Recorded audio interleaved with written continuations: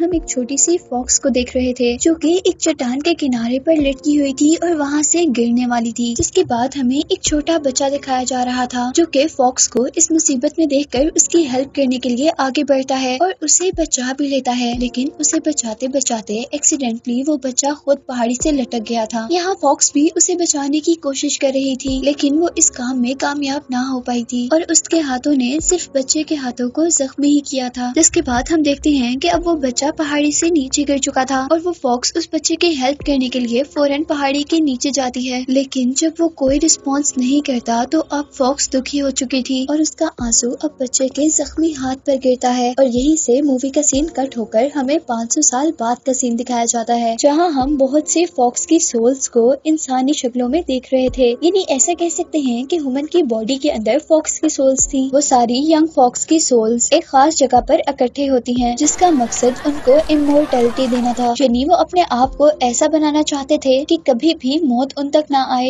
यानी वो कभी ना मरे। और अब यहाँ पर हम एक और फॉक्स सोल को देख रहे थे जिसके पास टिकट नहीं थी, इसीलिए वो टेम्पल के अंदर नहीं जा सकता था। उसके अंदर न जाने की वजह से जहाँ वो भी उदास था वहीं उसके दोस्त भी उसका मजाक उड़ा रहे थे क्योंकि उनको लगता था कि वो कोई भी काम नहीं कर सकता। और अब यहाँ पर एंट्री होती है 9 टेल फॉक्स की जो कि कुछ ही देर में एक ओल्ड मैन में ट्रांसफॉर्म हो चुका था और वही उन फॉक्स सोल्स के ट्राइब का चीफ था। चीफ इन सारी फॉक्स को बता रहे थे कि फॉक्स सोल्स को पावरफुल होने के लिए और इमोर्टल होने के लिए एक खास ऑब्जेक्ट की जरूरत होती है जिसे एलेक्सर ऑफ सोल्स कहते हैं जो कि उनकी ह्यूमन बॉडीज के अंदर पाया जाता है। वो लोग अब अपना रिचुअल परफॉर्म करना शुरू करते हैं और बहुत सी फॉक्स टेल्स के पास उनकी ह्यूमन बॉडी के अंदर से उन्हें ब्लैक एलेक्सर मिलता है, यानी वो चीज जो उन्हें पावर देगी। लेकिन ब्लैक एलेक्सर उनके किसी काम का नहीं था, जबकि उनमें से एक लड़की जिसका नाम अजी है उसे रेड एलेक्सर मिलता है जिससे वो 5 टेल फॉक्स में चेंज हो चुकी थी। यानी अब वो बहुत ज्यादा पावरफुल हो चुकी थी और ओल्ड मैन अब उन सबको बता रहे थे कि नेक्स्ट मंथ एक ऐसा दिन आएगा जिस दिन तुम लोग व्हाइट एलेक्सर को पा सकोगे, जिसको पाते ही फॉक्स 9 टेल फॉक्स में ट्रांसफॉर्म हो जाती है और 9 टेल फॉक्स को सबसे स्ट्रॉन्गेस्ट फॉक्स माना जाता था। इसी के साथ वो ओल्ड मैन ये भी बताता है कि वो व्हाइट एलेक्सर हजारों साल बाद एक मर्तबा किसी को मिलता है जिससे वो 9 टेल फॉक्स में ट्रांसफॉर्म होते हैं। जिसके बाद हम वहाँ पर सारी फॉक्स सोल्स को एक बहुत पावरफुल स्टोन के आगे देख रहे थे और इस स्टोन ने असल में उन्हें उनके मिशंस देने थे। इधर ही हम दोबारा उस फॉक्स सोल को देख रहे थे जिसके पास इस टेम्पल में आने की टिकट नहीं थी, पर वो किसी न किसी तरह इस टेम्पल में पहुँच गया था और वो भी अब उस मैजिकल स्टोन के आगे अपना हाथ करता है ताकि उसे भी कोई मिशन असाइन किया जाए। चाहे उसके हाथ पर बाकी स्टूडेंट्स की तरह पूरी बात नहीं लिखी गई थी, लेकिन फिर भी वो इस बात पर खुश कि चलो कुछ तो लिखा गया है। और अब उस सेरेमनी के बाद चीफ उसे एक साइड पर लेकर जाते हैं। वो उसे कहते हैं कि तुम्हारे हाथ पर जो लिखा गया है तुम्हें पता है कि उसका मतलब क्या है। इस बात का वो जवाब देता है कि नहीं, मुझे कुछ नहीं पता। और वो उससे कहते हैं कि तुम नेक्स्ट मंथ 9 टेल फॉक्स बन सकते हो। जो बात सुनकर वो बहुत ज्यादा खुश हो गया था, लेकिन ये खुशी उसकी चंद सेकंड की ही थी जब चीफ उसे बताता है कि वो मजाक कर रहा है, जबकि उसके हाथ पर जो लिखा गया था उसका ये मकसद बिल्कुल भी नहीं था। चीफ उसे बताते हैं कि उसे कभी भी कोई एलेक्सर नहीं मिल सकता, जिसका मतलब है वो कभी भी इमोर्टल नहीं हो सकता और ना ही उसके पास किसी किस्म की पावर्स आ सकती हैं। और साथ ही चीफ उसे ये भी कहते हैं कि अगर तुम अपनी असल शक्ल में वापस नहीं आना चाहते तो तुम्हें अपना बहुत ख्याल रखना होगा। और अब उसे इस काम के लिए चीफ एक नाइफ भी देते हैं जिसको लेने के बाद अब 13 यानी ये फॉक्स सोल अपना एलेक्सर ढूंढने चला जाता है और जाते जाते वो चीफ से उनका खास स्टोन भी चुरा कर ले गया था। और उसके जाने के बाद अब चीफ उसके लिए बहुत ज्यादा परेशान थे क्योंकि उन्होंने 13 जैसे बहुत से स्टूडेंट्स को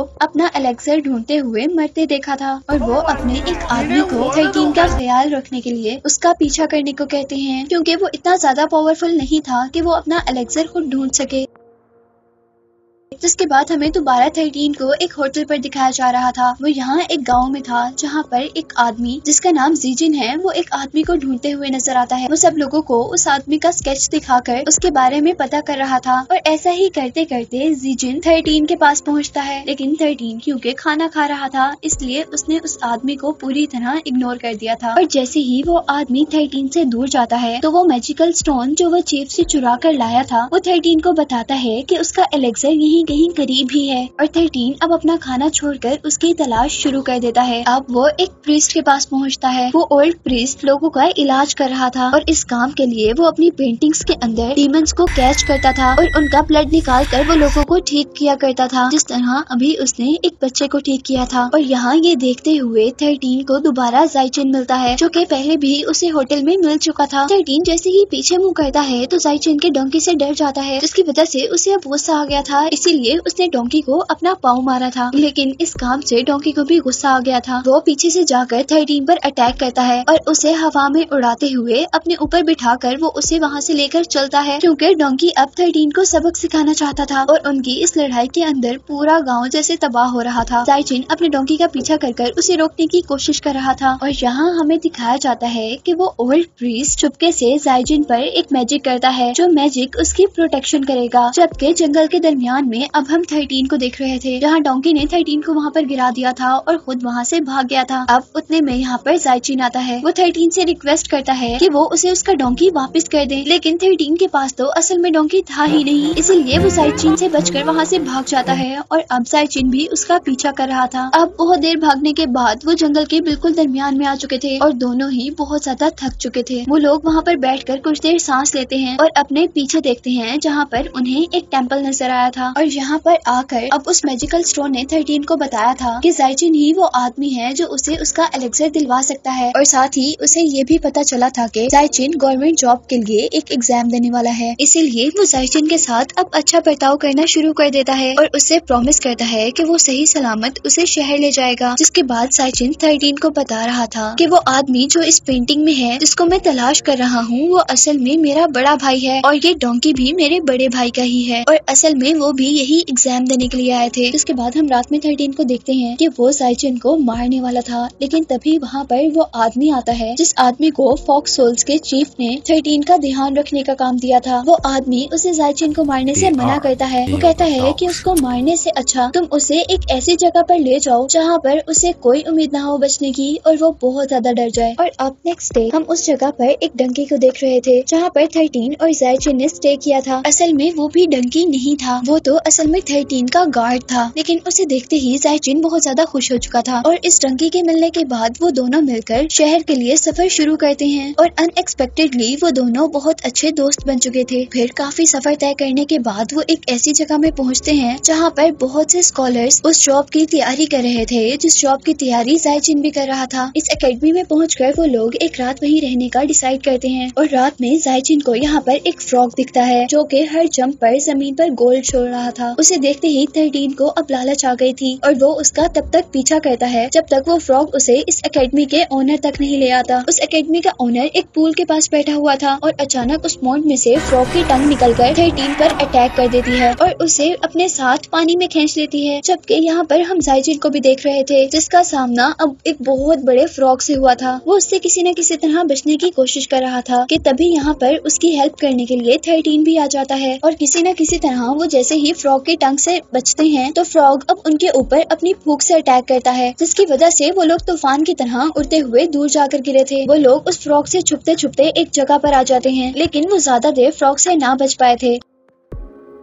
और अब 13 के ऊपर फ्रॉग अटैक करते हुए उसे अपने अंदर इनगल्फ कर लेता है और जाइचिन ये देखकर वहाँ से भाग गया था। और अब हम पर रिवील हुआ था कि असल में ये फ्रॉग कोई डीमन नहीं है, बल्कि 13 अपने गार्डियन के साथ मिलकर जाइचिन को डराने की कोशिश कर रहा था। और अब यहाँ पर दोबारा जाइचिन अपने फ्रेंड की हेल्प करने के लिए अपने हाथ में आग लेकर आया था, जिसकी वजह से वो दोनों दोबारा फ्रॉग में ट्रांसफॉर्म हो गए थे। वो यहाँ पर अपने फ्रेंड को बचाने के लिए आ गया था और जैसे ही वो फ्रॉग अपनी टंग को बाहर निकालता है जाइचिन को भी अपने अंदर खींचने के लिए, तो वो फ्रॉग की टंग को ही आग लगा देता है, जिसकी वजह से उसका पूरा मुंह जल गया था और उसके रिजल्ट में उसने 13 को अपने मुंह से बाहर फेंक दिया था। जिसके बाद अब हम उन लोगों को बोट पर सफर करता हुआ देख रहे थे और यहाँ गार्डियन 13 से कहता है कि हमें कॉन्ग शहर जाना चाहिए, जहाँ पर एक ऐसी लड़की है जो तुम्हें तुम्हारे एलेक्सर का कलर बता सकती है। और यही हम देखते हैं कि जहाँ पर वो बैठकर दोनों बातें कर रहे थे वहाँ पर जाइचिन भी एकदम से आ गया था, जिसे देखते ही वो गार्डियन पानी में जंप कर देता है और एक डंकी डोंकी में ट्रांसफॉर्म होते हुए दोबारा उनकी बोट में चढ़ जाता है। जिसके बाद 13 अब जाइचिन को अपनी असलियत बताता है। वो उसे बताता है कि वो कोई इंसान नहीं है बल्कि वो एक फॉक्स सोल है। और ये बात सुनकर जाइचिन अब बहुत ज्यादा डर चुका था, लेकिन यहाँ पर 13 उससे प्रॉमिस करता है कि वो उसे नहीं खाएगा। जिसके बाद जाइचिन भी खुशी खुशी उस पर ट्रस्ट कर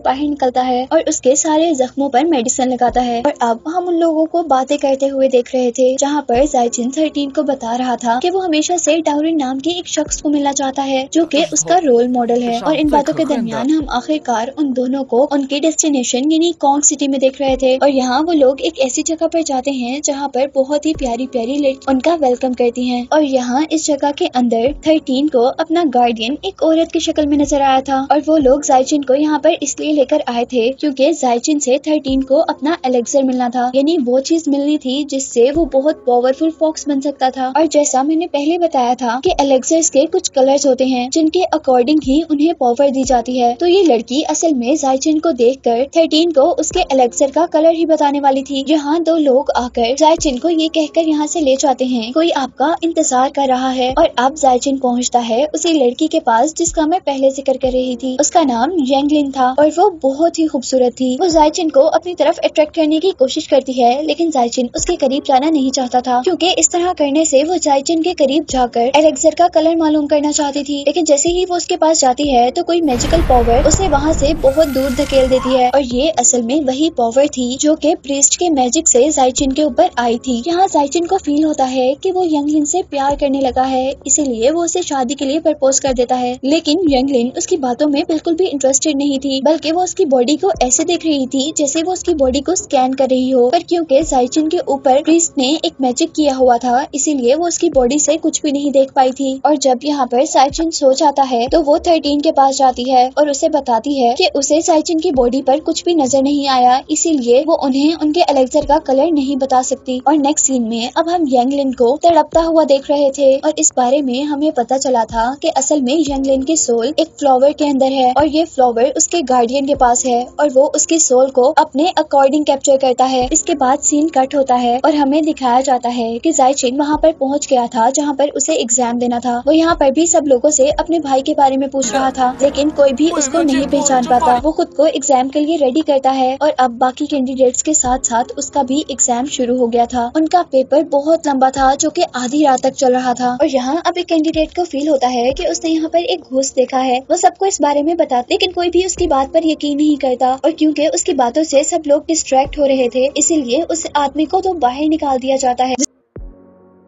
इसके बाद हमें यहाँ पर यांगलिन को दिखाया जाता है, यानी वही लड़की जो 13 को उसके एलेक्सर का कलर बताने वाली थी। वो एक ही झटके में 13 की बॉडी से उसकी सोल को अलहदा करती है। वो 13 को बता रही थी कि उस स्टूडेंट के कहने के अकॉर्डिंग यहाँ पर असल में एक घोस्ट था और उस घोस्ट ने यहाँ पर बहुत से स्टूडेंट्स की सोल्स को कैप्चर कर लिया है और उन स्टूडेंट्स के अंदर जाइचिन भी है। यांगलिन 13 से कह रही थी कि ये सबसे बेस्ट टाइम है जिस टाइम में तुम्हें एलेक्सर मिल सकता है। वो कहती है कि क्योंकि जाइचिन की बॉडी में उसकी सोल भी नहीं है, इसलिए तुम आसानी से जाइचिन को मारकर उसकी बॉडी से अपना एलेक्सर निकाल सकते हो। और अब यहाँ पर हमें जाइचिन को दिखाया जा रहा था जिसको घोस्ट की शक्ल में उसका भाई मिला था। लेकिन इससे पहले कि वो अपने भाई से कुछ कह पाता, उसका भाई एक इवल घोस्ट में चेंज हो जाता है। और यहाँ पर अब जाइचिन की हेल्प करने के लिए उसका फ्रेंड 13 आया था। हालांकि 13 जाइचिन को अपने एलेक्सर के लिए मार भी सकता था, लेकिन क्योंकि 13 दिल का बिल्कुल भी बुरा नहीं था और वो अपनी दोस्ती को भी बचाना चाहता था, इसीलिए वो अब जाइचिन की हेल्प कर रहा था उसे मारने के बजाय। लेकिन 13 की इस हेल्प से जाइचिन का कोई फायदा नहीं होता और वो दोनों ही एक अजीबोगरीब ट्रैप में फंस जाते हैं। और इस ट्रैप के अंदर अब जाइचिन को कहीं दूर लेकर जाया जा रहा था, जबकि जाइचिन के भाई के बारे में हमें पता चला था कि ये एग्जाम जो कि जाइचिन भी देने आया था और हमें मूवी में पहले भी बताया जा रहा था कि जाइचिन का भाई भी इसी एग्जाम की तैयारी कर रहा था और इसी एग्जाम को देते हुए वो इसी एग्जामिनेशन रूम में ही मर गया था। इसी वजह से वो यहाँ पर एक इवल घोस्ट में चेंज हो गया था। यहाँ पर 13 पर एक और इवल स्पिरिट अटैक कर देती है, जबकि जाइचिन की सोल जाइचिन का अपना भाई एब्जॉर्ब करने लगा था। लेकिन यहाँ अचानक एक मैजिक होता है और जाइचिन के भाई को अपना पास्ट याद आ जाता है और उसी पास्ट को देखने की वजह से उसने अपने भाई को भी पहचान लिया था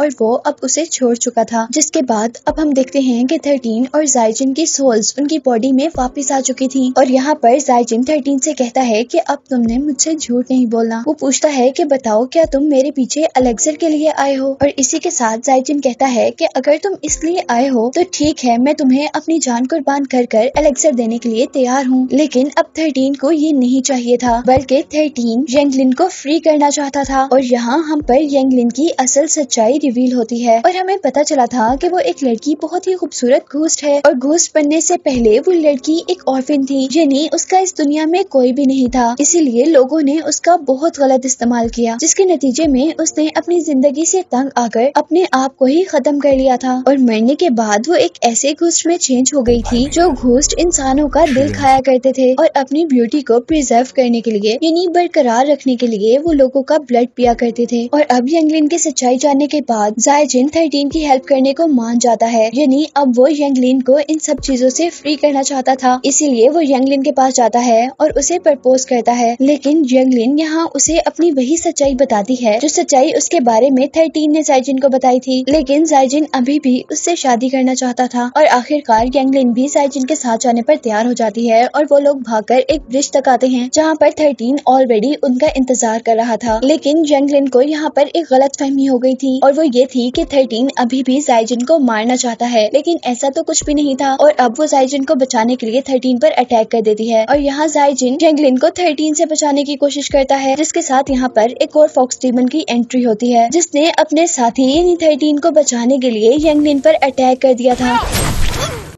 जाइजिन जल्दी से 13 को छोड़कर यंगलिन तक आता है, लेकिन अब यंगलिन को बचाना बहुत मुश्किल था क्योंकि वो बिल्कुल मरने वाली थी। और मरते मरते यंगलिन जाइजिन को बताती है कि वो भी उसको उतना ही पसंद करती है जितना वो उसे करता था। जिसके बाद वो एक स्मोक बनकर गायब हो चुकी थी क्योंकि जाइजिन को अपनी जिंदगी में पहली बार कोई पसंद आया था और साथ ही अब उसे इस बात का गुस्सा भी था कि हमेशा से 13 जाइजिन से झूठ बोलता आया था। और अब वो जाकर 13 पर अपना सारा गुस्सा निकाल देता है। उसकी बातें सुनकर अब 13 को भी सच में गिल्ट फील हो रहा था, इसीलिए वो भी अपने आप को मारने की कोशिश करता है। लेकिन इससे पहले कि वो अपने आप को मार पाता, उसके पीछे एक पेपर अपेयर होता है और अचानक से 13 उस पेपर के अंदर गायब हो जाता है। जिसके बाद हम पर रिवील हुआ था कि असल में वो पेपर मूवी के स्टार्ट में दिखाए जाने वाले फॉक्स ट्राइब के चीफ ने ही भेजा था ताकि वो 13 को बचा सके। और चीफ यहाँ पर 13 को बताते हैं जब ये फॉक्स पहाड़ी से गिरने लगी थी तो उसे बचाने वाला बच्चा असल में जाइजिन ही था। ये मूवी के स्टार्ट में दिखाए जाने वाले सीन की बात हो रही है जिसमें फॉक्स के तौर पर वहाँ पर 13 था और वो बच्चा जो फॉक्स को बचा रहा था वो असल में जाइजिन था। और चीफ अब उसे बताते हैं कि असल में जाइजिन की बॉडी के अंदर वाइट एलेक्सर जो कि 13 को बहुत पावरफुल बना सकता है। जिसके बाद हमें काफी अरसे बाद का सीन दिखाया जाता है जहाँ पर जाइजिन अब 13 को ढूंढ रहा था और आखिर वो अपनी काफी कोशिशों के बाद 13 को एक फॉरेस्ट में ढूंढ लेता है और उससे उस रात के लिए माफी मांगता है जिस रात उसने गुस्से में 13 को बहुत बुरी बातें कह दी थी। और अब जाइजिन 13 को पावरफुल करने के लिए उसे एलेक्सर देने के लिए अपने आप को कुर्बान कर देता है। और जैसे ही जाइजिन अपनी बॉडी के अंदर से एलेक्सर निकालता है तो असल में उस पर रिवील होता है कि उसके सामने 13 नहीं बल्कि 13 की शक्ल में 13 का वो गार्डियन था और वो 13 की शक्ल में असल में वो एलेक्सर लेने के लिए आया था क्योंकि उसे चीफ से पता चला था कि जाइजिन के पास व्हाइट एलेक्सर है और वो अब 13 से पहले वो एलेक्सर लेकर पावरफुल होना चाहता था। लेकिन उसके हाथ में जाते ही वो एलेक्सर ब्लैक हो जाता है, जिसके बारे में मैंने मूवी के स्टार्ट में भी बताया था कि ब्लैक एलेक्सर उनके किसी काम का नहीं होता। इसीलिए 13 का गार्डियन उस एलेक्सर को वहाँ फेंक कर वापस चला जाता है। और जैसे ही ये सारा वाकया असल 13 को पता चलता है तो वो गुस्से में यहाँ तक पहुँचता है अपने फ्रेंड की जान का बदला लेने के लिए। और यहाँ आते ही वो अपने गार्डियन से लड़ने लग गया था, लेकिन क्योंकि 13 का गार्डियन एक 6 टेल फॉक्स था इसीलिए वो 13 से ज्यादा पावरफुल था और उसने बहुत आसानी से 13 को मार गिराया था। अब मरते हुए 13 अपने फ्रेंड जाइजिन के बारे में ही सोच रहा था और सोचते सोचते उसका हाथ उस एलेक्सर तक लगता है जो कि जाइजिन की बॉडी से निकला था। और हैरत अंगेज तौर पर वो एलेक्सर अब व्हाइट एलेक्सर में चेंज हो जाता है, जिसकी वजह से शौबर न सिर्फ जिंदा हुआ था बल्कि एक पावरफुल 9 टेल फॉक्स में चेंज भी हो गया था और अब वो इस वक्त का सबसे पावरफुल फॉक्स बन चुका था। और अब जैसे ही वो अपने गार्डियन को जान से मारने वाला था तभी उसे जाइजिन का ख्याल आता है जो कि चाहता था कि 13 एक अच्छा फॉक्स बने और वो अब गार्डियन को जिंदा छोड़ देता है।